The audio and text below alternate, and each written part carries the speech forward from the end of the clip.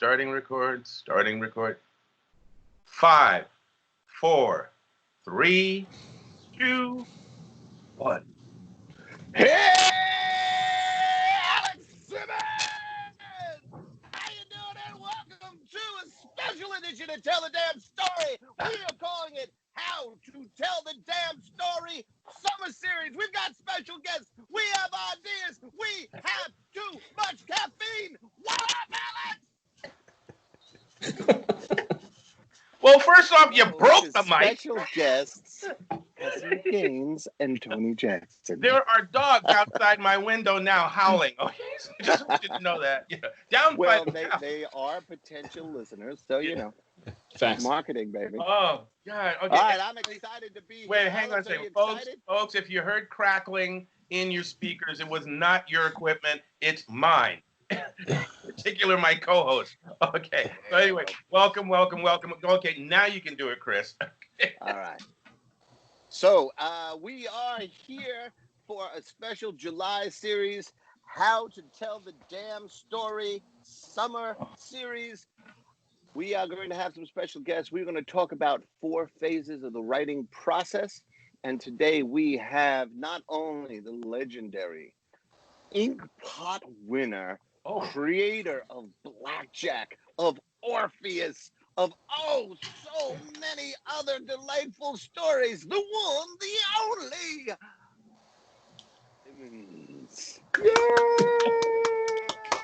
I'm sorry, I couldn't hear that.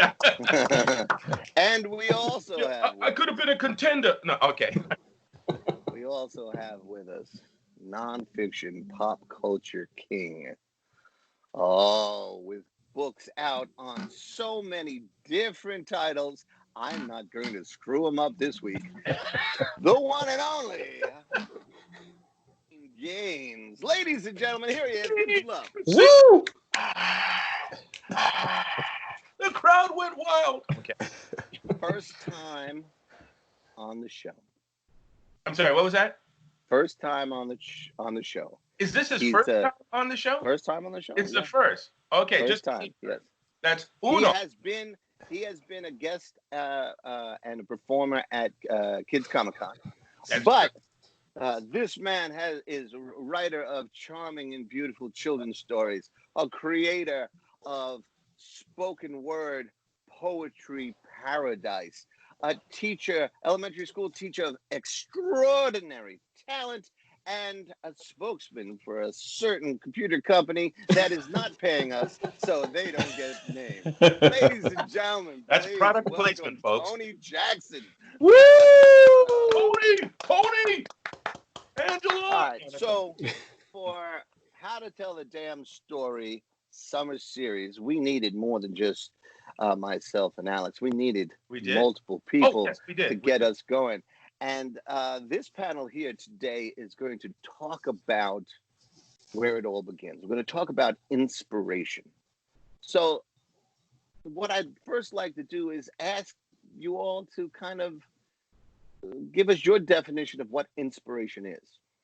Well, can I just ask one other thing? Because believe me, the listeners, at least most of them, know us. Take a minute or two, each one of you, CASEEN, Tony, just talk a little bit about what you do. Just because, like, you know, Chris has said, he doesn't want to mess up titles. So, CASEEN, you know, maybe knock off a couple of titles. And Tony, you give us a little background. So let's just do that quickly. Sure.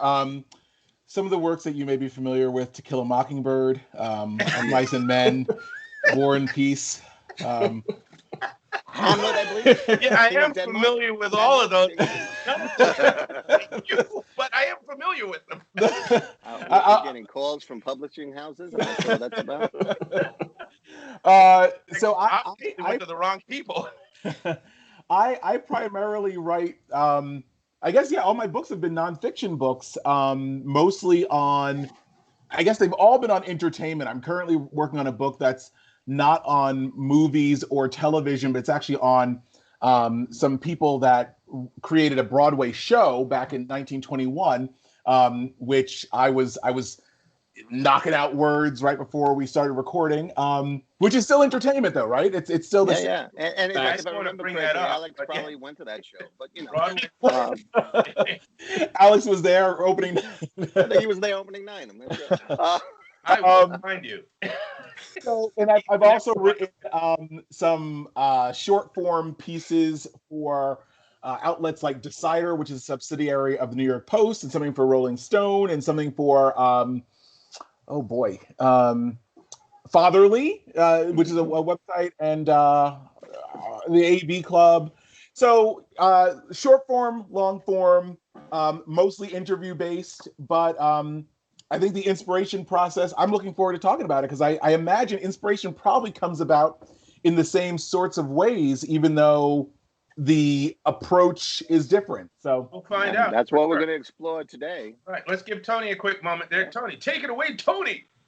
Hey, everybody, I'm Tony. Yeah, that was good. Okay, so so I've been teaching for 15 years, and I love what I do, but I love it especially because it allows me to use the creativity that is my passion with the kids, and to do that every day. And so I also write. Before I was a teacher, I used to do performance poetry, spoken word, and I used to go around the country and do that. And now I love to write and illustrate children's books. There was a book that I did called I'm Jack, I'm Black in 2012, and I recently revised it and completely re-illustrated it. And I'm really enjoying getting that out right now, especially considering the climate, which ties into why I wrote the book. But I'm getting a lot more back into my my illustrative passion. And so when is that coming out, Tony? I'm Jack, I'm Black. Yeah. So it's out now. It's you can find it on Amazon. And I'm always a big, maybe we'll get into this a little bit, but I'm always a very big creator. I've never been much into pushing the stuff that I do create. So I'm learning. Right. You'll learning. have to tune in to our third or fourth episode. That'll deal with that a little more. Without a doubt. Without a doubt.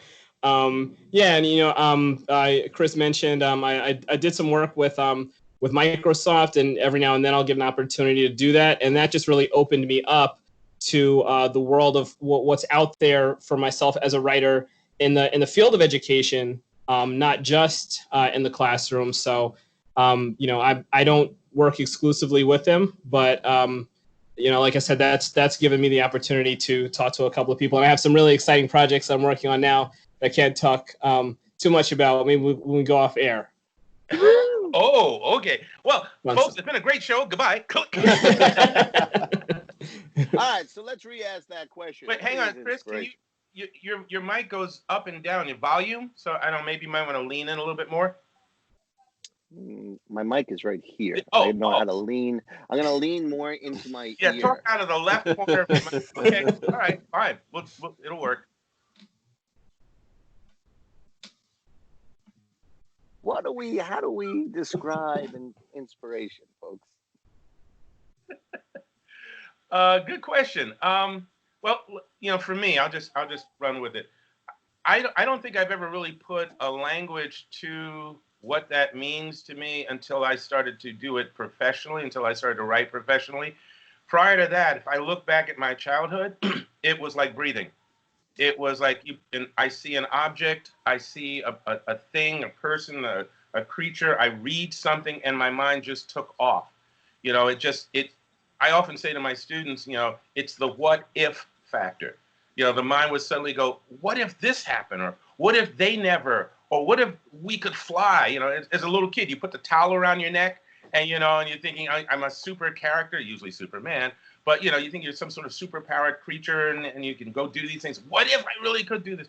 It was always allowing myself to just go, what if?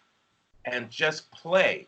And so that was normal to me until you get into, certain teachers in school who would, then complain to my mother that he's never paying attention. He's always off in his own head. And that's probably true. It's a little annoying if the kid's not paying attention while you're trying to teach. But that was when it started to seem to be a problem. And I think to some degree I tried to pull back, or maybe they're right. Maybe I'm a goof, whatever. And so it sort of stalled out for a little while. But by the time I hit late part of junior high, I was right back there again. And I think it's just, for me, it was always organic, I think is pretty much what I'm saying. I can go into, professional experiences after that, but that's where it started for me. It just came with the package. There's no instructions. I mean, I think inspiration comes from just embracing things that I like that are a little bit weird and unique. I mean, so a lot of the things that I enjoyed reading and watching as a kid were just things that were very, very strange. I mean, I was really into like science fiction as a kid, and also just like, obviously Pee-wee's Playhouse is a show that I enjoyed as a kid, which is just an incredibly strange, objectively strange show. Something that's coming to my mind is like there was a book series called Animorphs when I was a kid that I loved, where like all these like people that like I guess could morph into like a dolphin or a jellyfish or something like that. Like I don't know. I would love to sit in that pitch meeting, but these were just all things that I devoured as kids, and I don't think I fully knew how weird they were. Like they were just sort of like unique and spoke to me because they were different.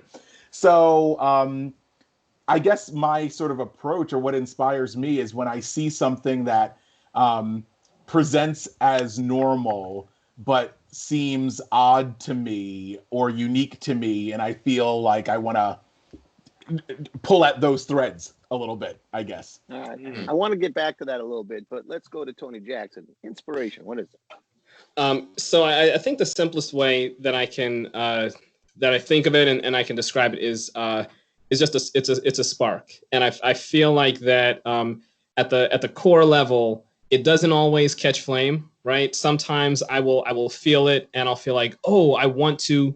I don't know if it wants to, catch fire as a drawing. I don't know if it wants to come out as a rhyme. I don't know if it wants to come out as a story, but it's the recognition of that spark, and it can come from my something my daughter says. It can be like seeing her laugh, and I think, oh, I gotta, it can come from comes from conversations like this, and sometimes it can come from just sitting down and staring at the page. It feels like it takes forever. It's like that watch pot.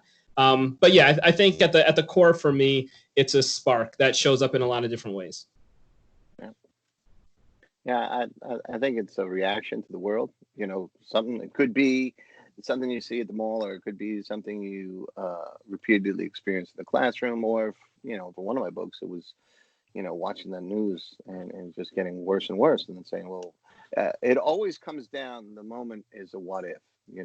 I see something that's kind of ill-defined, and then I what if it. And that leads me to the second round. We get a lot of these ideas. How do we know what happens with the one that we act on? What is it that separates that from the pack? And let's go backwards. We'll go to Tony first and work our way around. So now let me just get clear on this. Is it, how do I know which one to take and act on? It might be a situation of what that or that you surrender to it, right? Sure. It really depends. But it's going to be slightly different for each of us. So of all the ideas that come, all the what ifs, how does that one separate itself and become a piece?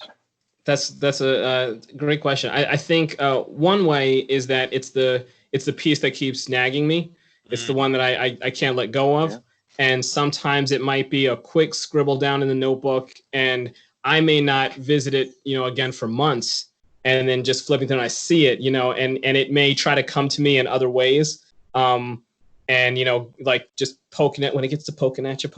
That's how I know if it's something that I continue to go back to. I think it's trying to tell me that it needs to exist. Cool. Kaz? For me, I feel like I can't unsee it, and it's similar to what Tony's saying. But I remember I was seeing I stumbled upon Amy Tan talking at a conference. Like it was just she was like in an open space. I was just walking by and I just happened to eavesdrop, on this conversation. And she was talking about how, she really writes very quickly, but she sees the story. She sees the whole story, and kind of gets the beats and gets the flavor for it before she sort of sits down to write. And the writing process is sort of quick. I've had different projects that I have pitched to people that have gone nowhere. I've had different sort of ideas, but the ones that I don't drop are the ones where I feel like I almost see it cinematically.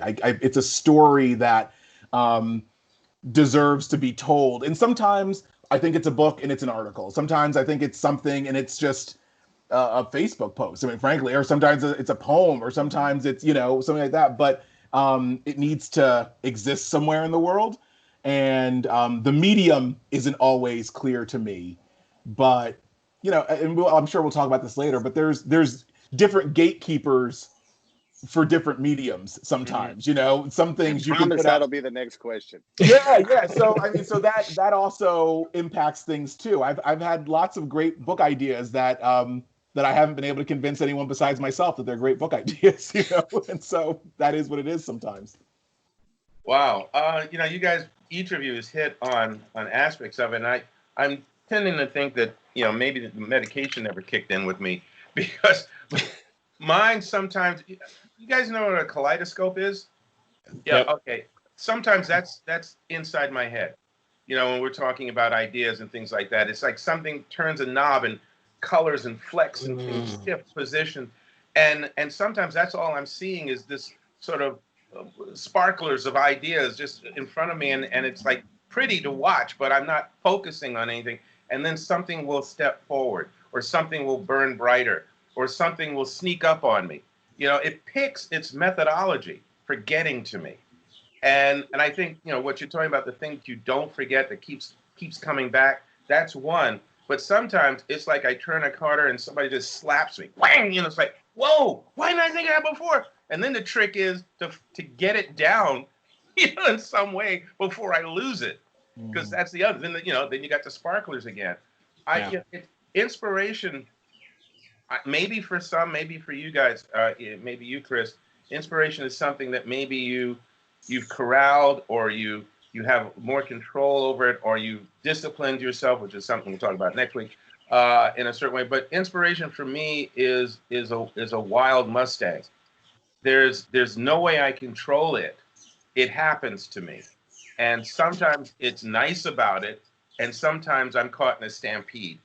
And I can reach up and grab a hold of something, and then the trick is, can I hold on to it long enough to develop it into something, or does it disappear? So it's always an experience with me. And the one idea that I work on, it might be because it's an assignment, meaning someone says, I want you to do a story or a book about this topic. And then I wait, and inspiration hits me with how I'm going to handle that and what I'm going to do with it. And sometimes it's, again, like with Blackjack, it's certain things that I feel, or something that I've heard or seen, and bam, there it is. And I'm in control of the fact that I want to do it, but I'm also wrestling with, will I get it done in time before something shifts in me and I'm off on another stampede, or in another stampede. I know you mentioned I might have more discipline, but for inspiration, no discipline whatsoever. A lot of ideas come. There's way too many ideas to write the stories to, but you try your best. It's the ones that move in, that present characters, and then the characters are with me when I'm in ShopRite or somewhere, or I really love to go to the mall with the goddess, and she goes into the stores, and I kind of people watch. And when I start casting that story, or what if this character interacted with that character, then I know that it's living, and that starts to bring us to the next question, which CASEEN has kind of inspired. But I want to tell an anecdote to get there. Okay. Years ago, I was at the Southampton Writers Conference, and Joyce Carol Oates was speaking. And she was talking a similar process with you that you were talking about, Mr. Gaines, um, in that she's a runner. And when she has a story idea, every morning she goes running. And she starts once she has enough of a kind of sense of the story, she'll start at the opening moment of the story as she's running, and she'll work her way, kind of just seeing it as if she was seeing it, like you said, cinematically in her mind. And she says she doesn't write a word until she can go running and see the story from beginning to end with no glitches. And that kind of gets us to half of the gatekeepers question. What are our interior gatekeepers, and then what are exterior gatekeepers, right? So let's start with CASEEN, since he brought up that word. All right, let's talk about interior and exterior gatekeepers, sir. Oh, What does your mind have to get past, or inspiration have to get past in your head for you to think it's a project? boy, that is a really hard question. And it's a question that like It's your fault. I have to say I don't entirely know why I feel this way. Like this isn't like a therapy session, but I feel like some level of like anxiety about even answering that question to some extent. That's very interesting. Tell us more about that. I think the internal, so the gatekeeper question, I think number one is I'm very aware that oftentimes I'm writing about people that have lived or that are living. And when you write about people that are living or have lived, you get a lot of unsolicited feedback from people who knew them or knew of them or whatever the case may be. And sometimes people love what you've written, and sometimes people say, that's not me. You've written, this. I don't recognize this person in your book at all. And that's a very sort of I'm always very aware internally that I have some level of responsibility to the people that I'm writing about, even if they're deceased, right? Like, even like I just feel some acknowledgement of that. And also I'm aware that there is ownership that I feel over the story as the person who's writing the story. But I always try and do the thought exercise of like, if some stranger, was telling my story, and said, well, this is my interpretation of these events that I didn't experience, I would probably feel particular about that as well. And so I think there's nerves and anxiety about that all the time, and you just try and do the most responsible job you can with it. And then from the external gatekeeper fashion, I to talk brass tacks, like I have an agent. I've had publishing deals. So my first two books were with one publisher. I pitched them a third book. They didn't want the third book, so I ended up shopping it around. That ended up being my Back to the Future book, which was the best, the most successful book that I've done. I've worked with other publishers and work for hire sort of things. I've pitched, freelance things to different editors for periodicals. And every time you develop that relationship, every editor sees things differently. Every editor works differently. I've worked with, editors that aren't the warm and fuzzy type. That's not to say they aren't nice people, but like I've definitely worked with editors that have said, this is so great, this is so wonderful, just fix this, this, and this. And then I've had editors that have like just cut out the first couple paragraphs of that and just said like, great, fix this, this, and this. And like, it's a little demoralizing, but you work through it. So it's tough. And I think so you're balancing creativity with also a commercial aspect a little bit, and also a responsibility that you feel to the people that you're writing about in a nonfiction space. And all of those are things that I feel like I'm constantly juggling. Wow. Alex? And now, Alex, you've worked for so many different pop culture companies creating stories for world famous characters. And you have, the infamous Blackjack. Maybe you can talk about internal and external for both your own owner and, creator owned, and for, work for hire. I listen to nobody, man. No.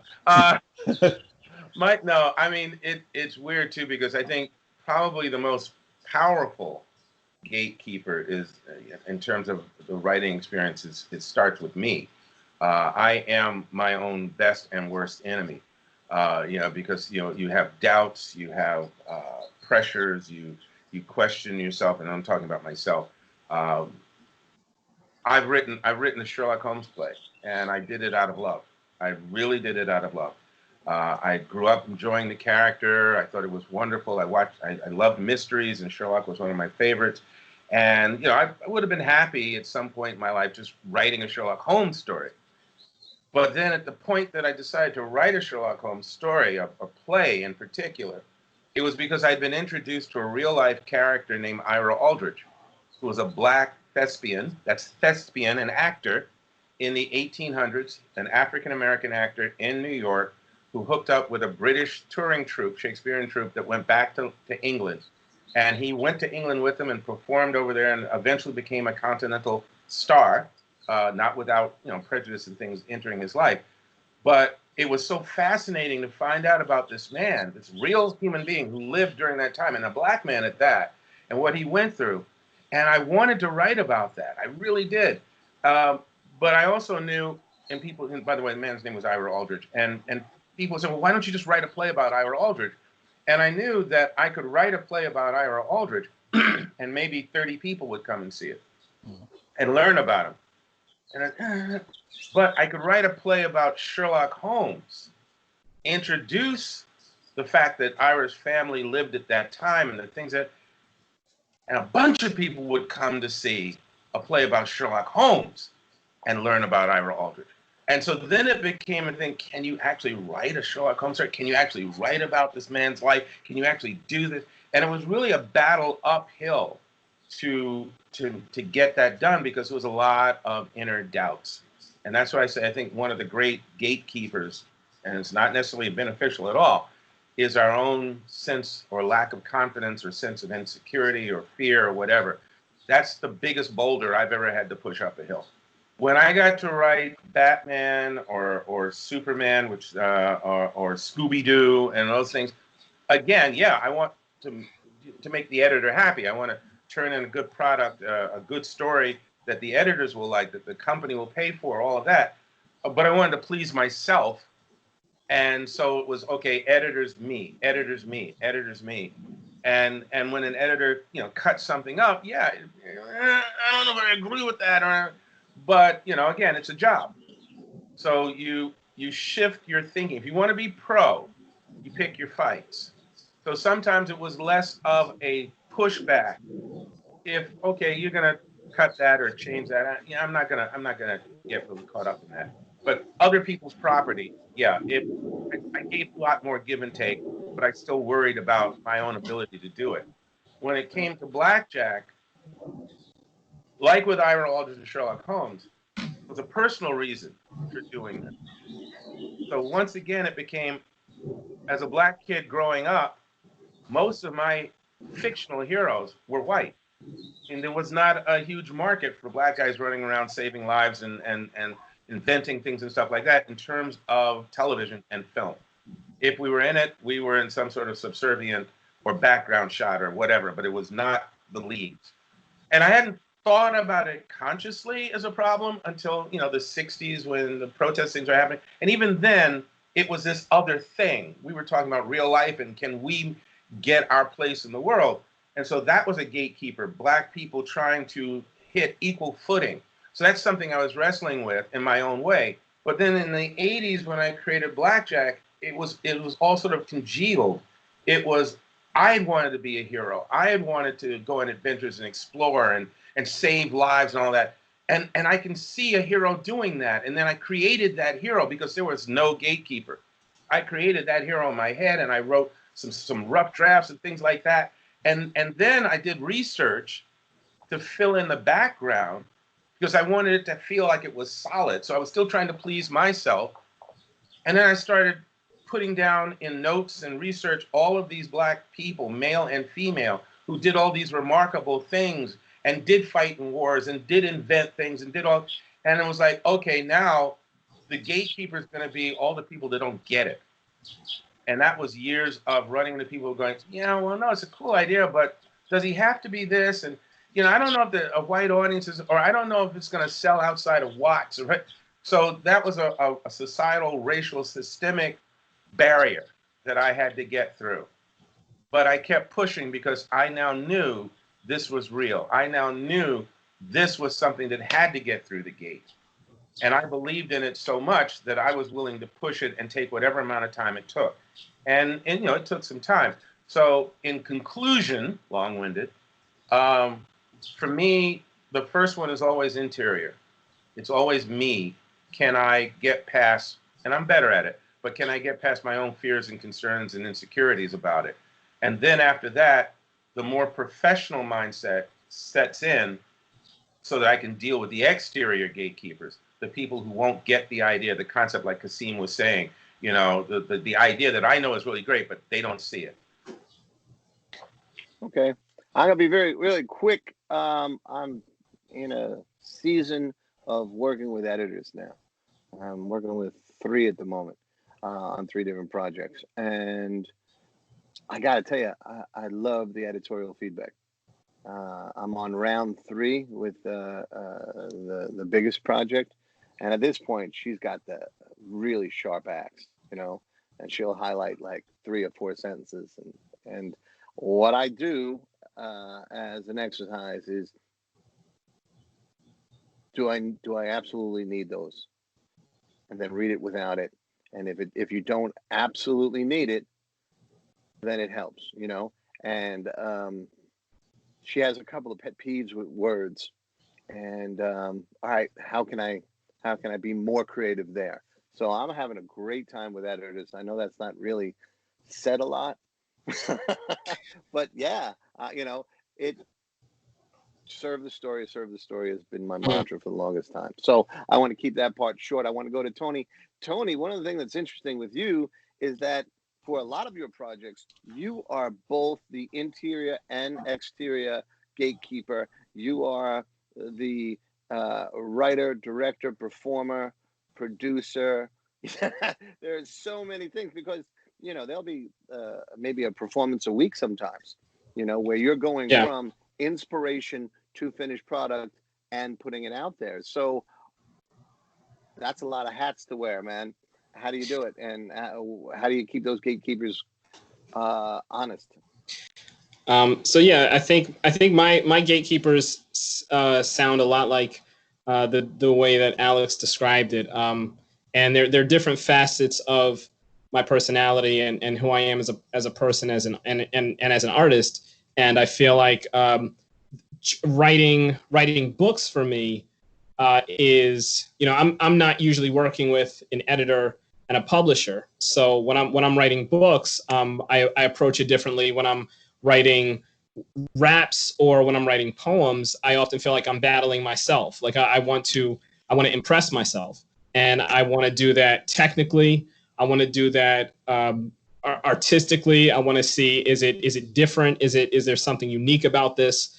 And so one of those gatekeepers is definitely purpose, like purpose and reason, right? Like, why do I have a reason to do this? Is it an important enough reason? Is there enough purpose within this project for me to take the time to really pour into it and make sure that I see it to completion?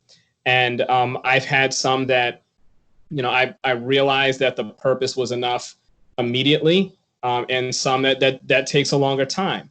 But what I've also started doing in terms of just the writing that I'm doing every day is I'm sharing what I make pretty quickly. I'm trying to do a lot of turnaround, and I'm just sharing more. And there's a guy, Gary Vaynerchuk, who is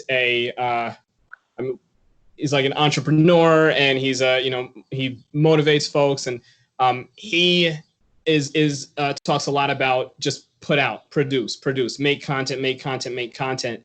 And that's part of what I try to do now, because I realized that I was sitting on stuff for a very long time, and it might be one line, it might be, you know, one thing that I was able to do artistically that that hits. And now I've started getting that out. And what that also does is it forces me to go and do something better or do something else. And then in terms of actual book writing, I feel like the gatekeeper, because I'm working with me, I really go back to what is the need for this? You know, why is this something that I need, and is this something that I feel someone else may need, or it could be useful to somebody else? And I find that that's what pushes me to try to get a book finished. So I'm taking a lot from all of you, hearing about working with editors, hearing about working with publishers, because for me, a lot of the times the two types of creativity kind of cross, and I have a tough time deciding where one starts and one finishes. Am I doing this for me? Am I doing this because I want somebody to take it in and eventually, you know, maybe sell it or have it seen? And a quick story about that. Like with the when I did a commercial, I used a song that I wrote in the commercial, and the song that I wrote for my students. Right, I produced that for my students, and I made it as witty as possible, as informational as possible. And so for me, when I finished that, I was super proud of it in the classroom. And then when that got out and it was, you know, in multimedia and it was going on commercials and stuff like that, there was a very small piece that was taken, and that was the editing, right? That I didn't have any part in. So what they edited down was this small line that a lot of people like jumped on and were like hacking apart. And, you know, people were like really like hating and just trying to like criticize. And, you know, that to me took me a minute to say, okay, wait a minute. What I created, I was happy with. It passed all the gatekeepers, right? Like it made it through. And the fact that some people saw one piece that somebody edited down, I had to find where I was okay with that. So that's my editing story. Yep. Well, Stephen King tells this story that, you know, you write your book and you're the gatekeeper for that book. I'm paraphrasing to keep that word in there, right?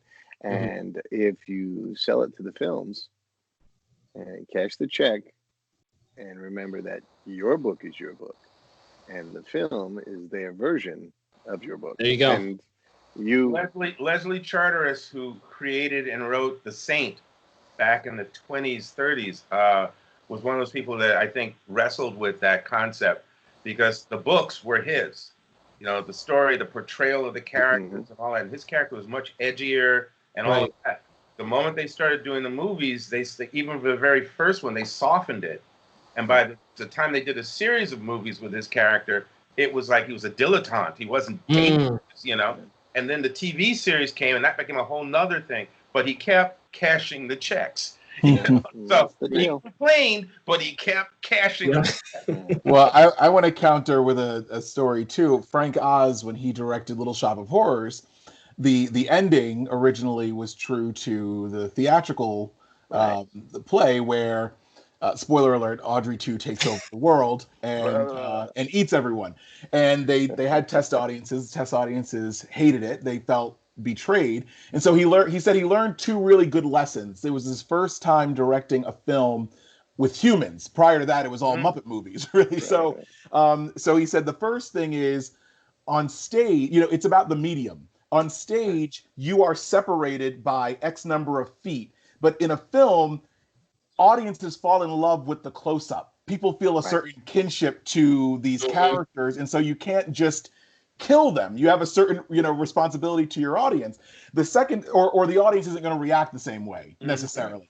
The second thing that he learned was when a studio is giving you $45 million and they expect a return on that investment, you're not making it for you.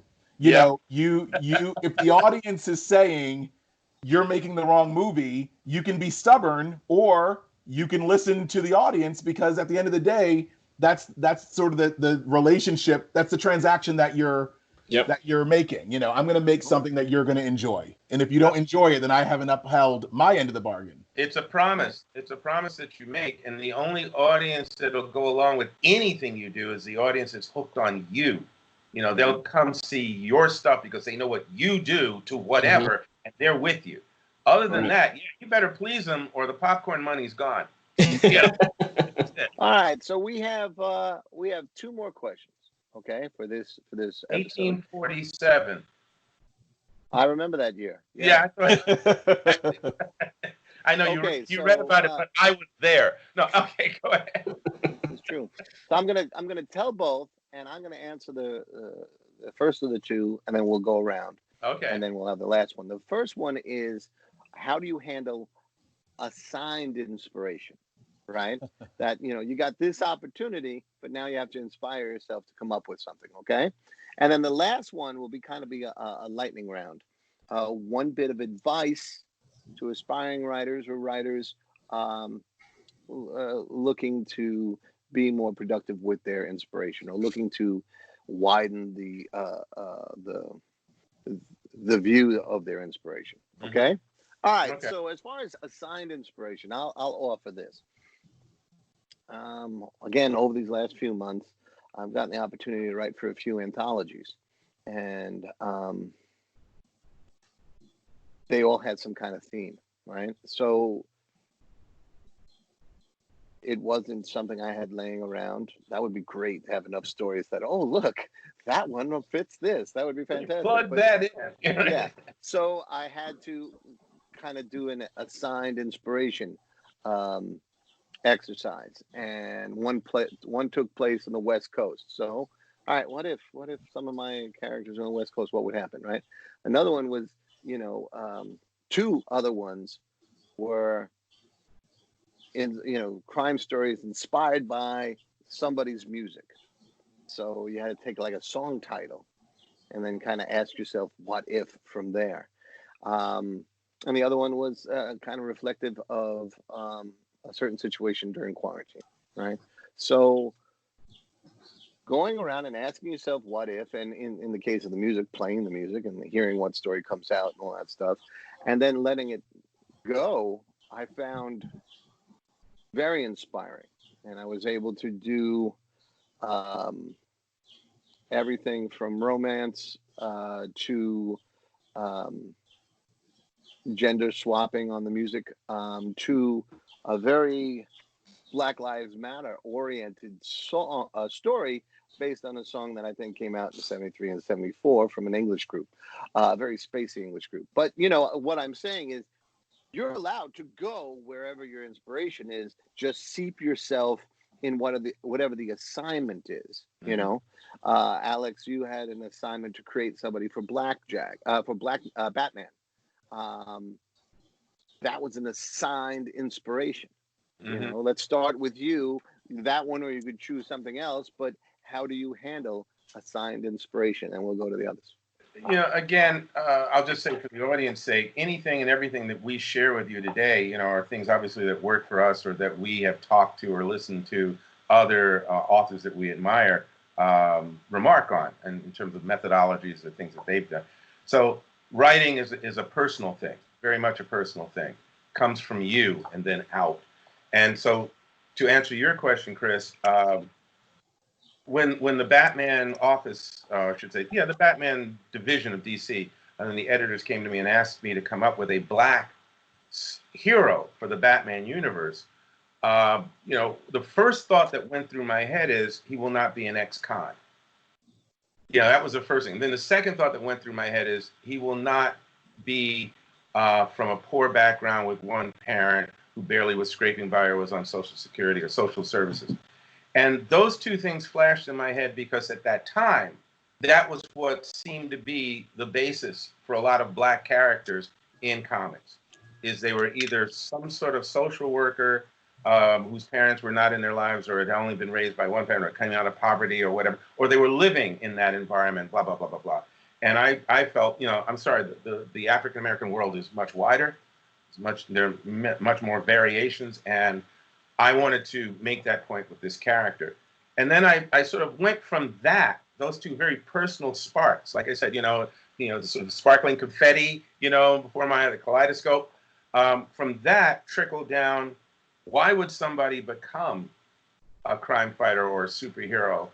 And then what was this character's background? And I began to build that. So I began to see the character that would become a hero, an African-American character, and asking myself, why did he do this? What was that about? What did he go through? So for me, an assigned character, even when I was writing Scooby-Doo, which, okay, you got a goofy dog and you've got a black superhero. Always the same thing. Who are they? And in getting to know who the character is, even if I've been exposed to them for years, asking myself then, as someone who's about to contribute to the canon or create this new world, who are they? What is the world they live in? And how does it affect them and they it? And that's where my what ifs come from. That's how I tend to approach assigned work. I'm working on something right now, which I can't talk about, but it's a period piece. It takes place in the early 1900s. And there are aspects of it that the moment I got the assignment, I did exactly the same thing. Who's there? What's happening around them? How does that affect them? How do they move through this? What gets me excited? What sounds like fun? What do I have to look up to start building that world that these characters live within? And I think that's the respect, that you give any assignment that you get, whether it's to take your character and do something with, or when you're going to receive somebody else's character. They're putting that character in your hands. That's a responsibility, whether you love the people you're working with or not. When they take something of theirs and say, here, work with this, give me the next level of this, that's now on you to do your best. So to me, I look at it as the character, the world, and how do I affect it with professional respect and honor. Cool. CASEEN, what do you say? Yeah, no, I agree with so much of what's being said. Of late, most of the things that I've done actually have been sort of assigned work or, hey, what about something like this? And a good example, I think, is after Carol Spinney, who was the puppeteer who was inside of Big Bird, when he passed away, I got a phone call from an editor that I'd worked with before who said, I really would love if you, I know that you're a Muppet guy. If you want to write something, I'd love for you to write something, but it's got to be, I need it in like 4 hours. And also, now this is the twist. And also that Tom Hanks, Mr. Rogers movie had just come out. And he said, and by the way, we're doing really well on our website with Mr. Rogers content lately. And if there's some way that you can work in a Mr. Rogers angle, I'd love for you to do that. So I go, okay, I'll do my best. And I like 4 hours. It's ticking down 24 style. And so that's an assignment, right? I don't really know where I'm going. I'm supposed to write some sort of eulogy of sorts about Carol Spinney. And as I was sitting at the computer, staring out the window, it's pouring rain. And the only thing that I thought of was sunny days chasing the clouds away. And I thought about the fact that Sesame Street is in New York. It's filmed at Astoria Studios in Queens, and it's raining on Sesame Street right now. And Sesame Street starts off every episode with telling kids that there's going to be sun after these cloudy days and rainy days. And I ended up finding this one time that Fred Rogers and Big Bird, I guess, were on each other's shows. Big Bird went to Mr. Rogers' Neighborhood, and Fred Rogers went to Sesame Street. And it's this fascinating anecdote that I didn't even know about before I got this sort of assignment, but they were at loggerheads, actually, because Mr. Rogers wanted Carol Spinney to show how Big Bird worked. He wanted him to show that this is a puppet and Carol Spinney said, no, you can't do that because, Big Bird is a person. Big Bird, not a person, Big Bird's a character. Right. People have to believe in Big Bird. And Fred Rogers felt very strongly that, well, kids need to know that it's okay to play make-believe. It's all right to imagine. It's okay for Big Bird to not be real. And so they end up actually on both of their shows dancing around this concept of whether or not you should believe in fantastic things to be true, or whether or not it's okay to know that fantastic things are come out of an imagination. Anyway, what I ended up sort of writing about was these two moments in television, and saying it's okay to tell kids that the guy inside of Big Bird is dead, but Big Bird is not dead, and that they are two separate things. And Big Bird is both real because the character will be back, and also the man inside him was just breathing life into him temporarily. And, you know, if someone else had gotten that phone call, I don't know what they would have written. But that's what I came up with, literally just inspired by sitting at the computer, not knowing what to write, and noticing that it was raining and having those lyrics sort of pop into my head and it taking me down some path. And so, beautiful. Wow. So yeah, so it comes in all different ways, and I think as long as you feel like you're saying something true, you know I spoke before about there's a commercial aspect to a lot of what I write, but it's never. I mean, believe me, I'm not living in a mansion. I'm not getting rich off of anything that I've written. You know, it's all about wanting to say something, and sometimes you don't even fully know what you want to say until you start writing it. But if you're not saying something, for me, it's not worth doing. Well done, well done. So Tony, no pressure.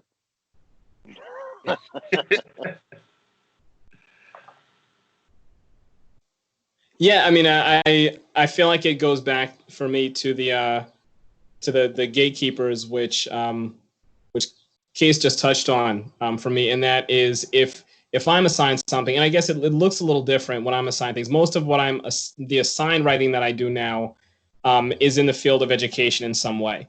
And so whether it's speaking at a conference or writing a poem for an event, I have to find my truth in it. And so, you know, that comes across in anything that, you know, if I'm writing lyrics, if I'm writing a story, I have to find my truth in it. Even if the story is fiction, I need to find where it is that my truth is. And that could be the truth of the message. It could be the truth of who the character is or how this character comes across. You know, the truth will be there in lots of different ways. And so I enjoy assignments. I enjoy the assignments that I've been privileged to have because they're like challenges. And, you know, like I said, I feel like I'm constantly battling myself as an MC and as an artist also. And so when you throw something in front of me and say, you know, can you write a 30-second piece about XYZ? I know that the people who have found me to this point know the writing that I do. And so I know that they came to me for a reason. And so I know that I'm going to give them who I am. I'm going to give them how I write. And I'm going to try to make it as true and as me as I'm able to within whatever parameters they've given me. And I remember in college auditioning for a Sprite commercial with a friend of mine and another poet, and going in there. Like I remember to this day, I remember what we wrote. You know, it was at a time where it must have been around the Def Poetry Jam time, where that was big on HBO. And a lot of the soda brands and all these different companies were throwing it. You know, McDonald's had like hip hop and spoken word in their commercials. And so we came in there as poets writing about Sprite. And I remember sitting in the dorm room, just like with our pens, just like going back and forth. And we were trying to be as verbally dexterous as we could and still be on target. And I remember to this day, you know, it ended up, you know, we didn't go on to, you know, commercial fame there, but it was a lot of fun. And so I thoroughly enjoy those assignments. And I also think about that as a teacher, because anytime I'm going to assign something to my students, I want them to think of that the same way. I don't want it to be something where they feel like they have to separate themselves. And so that they have to get rid of every piece of themselves in order to write something. I think that's something that that's something that has been done in teaching, but I think that's one of the things that we're seeing teachers correct now and fix, is allow writers to write their truth or to exist in their truth. Cool, wow. Cool. All right, so lightning round, ladies and gents. One bit of advice that you would give to aspiring writers and writers who are looking to spark that imagination, that inspiration? What do we say? Who wants to go first? Ooh, ooh, ooh, ooh. Go ahead. Teach. Okay. Quick one. I would say the thing that I know that I had to learn over a period of time, and I always push to my students, is try not to believe the very first idea you have is the best one. It's the only one you're going to get. You know that. Yeah. Okay. Yeah. I hear. Thank you, Tony. Thank you, Tony. That's it. You know, just push past. You got it. Boom. Keep going. See what else you come up with. Keep going. Keep going. And once you just expand and really let that happen, I think you'll find more often than not, even if you still go back to the first one, you'll still look at the other ones. Oh, this is nice. This is nice. And you may be able to use those at a different time. Or you might find that the fifth idea is the monster. But either way, definitely try not to let yourself stop it at idea number one. Keep going. Case? Okay, lightning round. So 2 quick things. First is when you feel inspired, try and write in that moment. There's something about that moment that has inspired you. So even if you change your idea or whatever, try and get it out at that point. It came to you at that moment for a reason.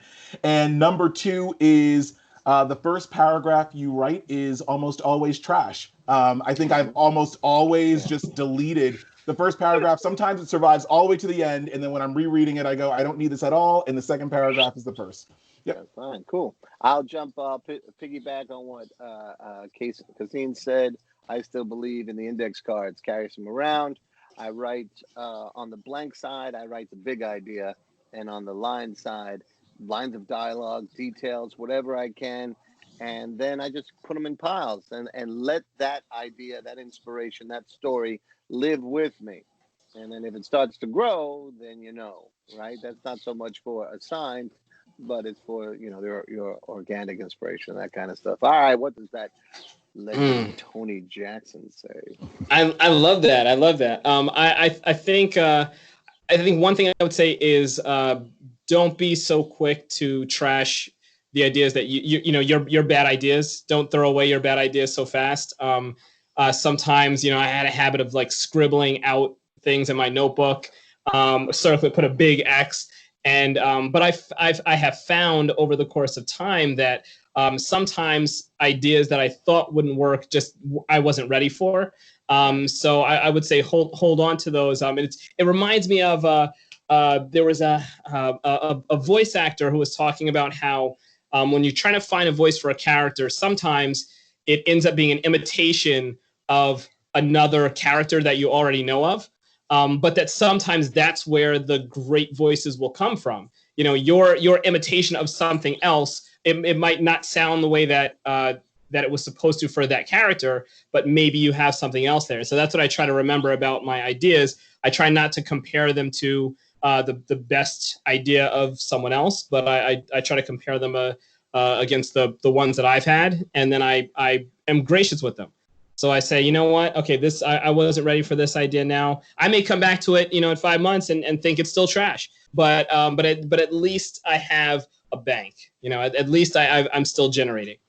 Beautiful. And we hope that this episode on inspiration has inspired you and helped you to figure out how to tell the damn story. Alex, any final words? Huh? Oh, yeah. I'm sorry, I was being inspired. Actually, I would say no. This has been a great gathering. I enjoyed working with everybody here, and literally, I'm sitting here thinking, wow, just something like this every now and then. In other words, this has inspired me to think about doing something about inspiration on a quarterly basis or something like that. Because a lot of people, they worry about it. They really worry about it. They're scared, and I think things like this help you understand. Take a breath. You know what? And postcards, or index cards, notepads, speaking it into your cell phone, and then whatever it takes to capture the idea at the time. Absolutely, get it down. You can always come back to it later and flesh it out. So never say I have to remember one of that, many but ways. you won't. Yeah, right. One of many ways to tell the damn story. There you CASEEN, Tony, wonderful to have you here. We got to keep doing this because, I damn, tell you what, they're good. I hope to talk to both of them very soon. You know, You again. know, So, let's all do right, that. ladies and gentlemen, thank you. We'll see you soon. CASEEN, Tony, Alex, remember, tell a damn story. Peace. Peace.